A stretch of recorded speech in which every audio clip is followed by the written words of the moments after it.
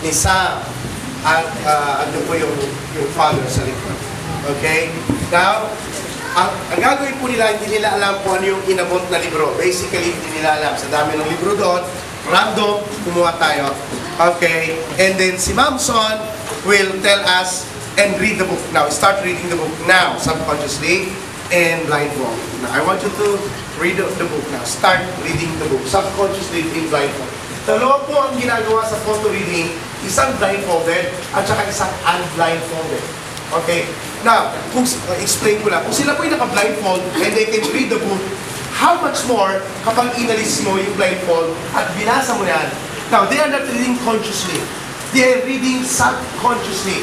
Now, yun po ang tinuturo sa Brain Excellence, how to identify and to know what is subconscious, what is intuition, and how to sense things. Mamaya po, yung pinakalas natin, meron pa isa, medyo magugulat kayo sa makikita ninyo. Okay, bago tayo mag-hand over ng certificates. Actually, almost last night. Go, go, go. Okay, flip over, flip over. Okay, very good, very good. Very good. Okay, now, they are now reading it. Okay, akala ng iba, wala yan. No. Ulitin ko po, consciously, yung conscious level of learning is only 3 to 7%.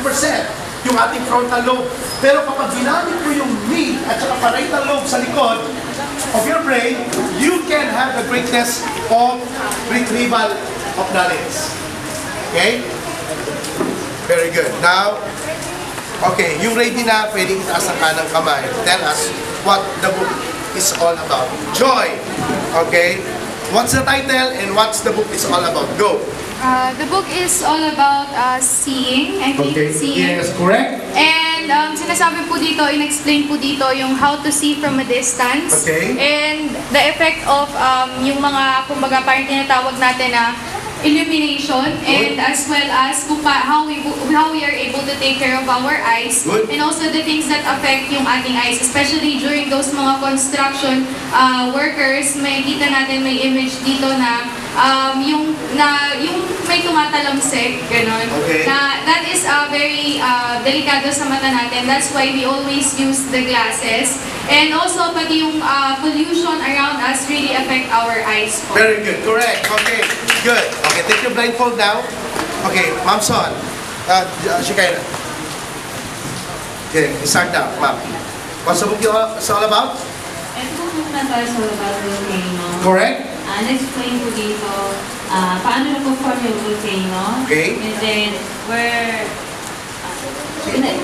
makikita niyo po yung different pictures here. Okay. Tapos, Okay. ano po yung mga lumalabas dun sa volcano? Yung lava, okay. Yung lava. Sinasabi niya, kung anong content, tingnan nyo. Okay, sige. Ano po yung main, ano po yung bumubuo dun sa volcano? Okay, yun, sinasabi niya kung ano. Sir, nagugulat pa kayo, sir, sa asawa niyo? Ha? Saan po nakikita o saan matatagpuan yung mga volcano na... Okay, yun, sinasabi niya.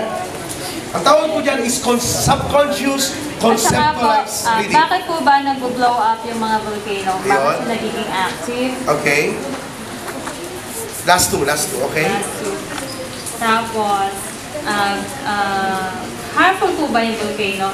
Maganda po kasi yung book, very interesting po siya kasi marami po tayong matututunan. Doon sa last page nga Okay, po. last page. Ano yung last page? Sabi po doon sa last page. Okay, anong sabi sa last page? Trivia po yan. The Trivia. biggest volcano. Makikita po natin sa hawak. Yeah, sinabi niya, biggest volcano daw. Trivia Ayan. po. Trivia. Trivia. Okay. Mauna Loa. Makikita po natin sa Hawaii. Biggest Okay, very good.